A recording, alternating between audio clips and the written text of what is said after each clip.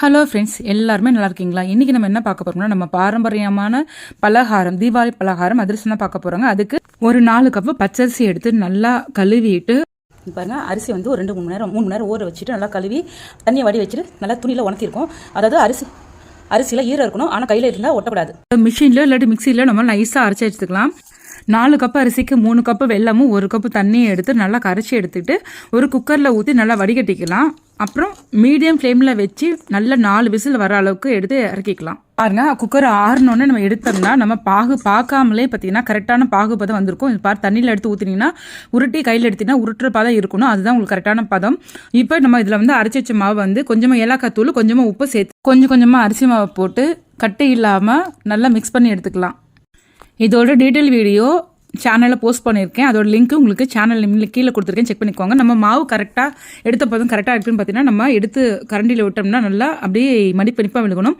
அப்புறம் ஒரு மண் சட்டியில் கொஞ்சமாக ஒரு ஸ்பூன் நெய் விட்டு நம்ம எடுத்து வச்சு இந்த கலிக்கச்ச மாவை இதில் ஊற்றி ஒரு துணியை போட்டு ஒரு நூல் கட்டி 3 நாள் மூடி வச்சிடலாம். 3 நாள் கழிச்சு அப்புறம் எடுத்து நம்ம வேணுங்கிறப்ப எப்போ வேணால் எடுத்து யூஸ் பண்ணிக்கலாம்.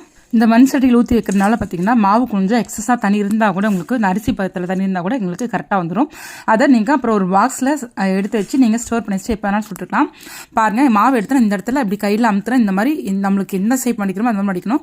அப்புறம் ஒரு கடாயில் எண்ணெய் ஊற்றிட்டு எண்ணெய் வந்து மீடியம் ஃப்ளேமில் தான் இருக்கணும். ஒரு இலையில் எண்ணெய் தொட்டு ரவுண்டாக எடுத்து போடலாம். அதாவது ஒன்று வந்து எண்ணெயில் போட, ஒன்று தட்ட, ஒன்று திருப்பி போட்டு ஒன்று எடுக்க, திரும்பி அப்புறம் ஒன்று எண்ணெயில் தட்ட.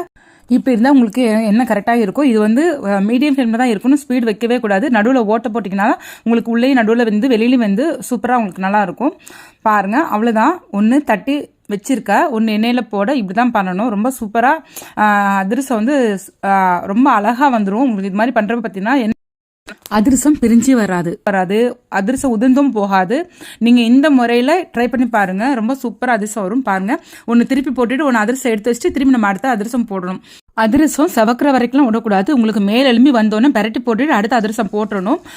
இது சுட சுட சாப்பிட ரொம்ப கிரன்ச்சியாக இருக்கும், சூப்பராக இருக்கும். இந்த டிப்ஸை யூஸ் பண்ணி நீங்களும் ட்ரை பண்ணி பார்த்துட்டு கமெண்ட் பண்ணுங்கள். நீங்கள் ஆறினோடனே ஒரு தட்டை போட்டு மூடி வச்சுட்டு அடுத்த நாள் பிடிச்சி பார்த்தீங்கன்னா அதுவும் சாஃப்டாக இருக்கும். எல்லோருக்குமே அட்வான்ஸ் ஹாப்பி தீபாவளி. இந்த வீடியோ பிடிச்சா லைக் பண்ணுங்கள், ஷேர் பண்ணுங்கள், சப்ஸ்கிரைப் பண்ணுங்கள். நெக்ஸ்ட் வீடியோவில் பார்க்கலாம். பாய்.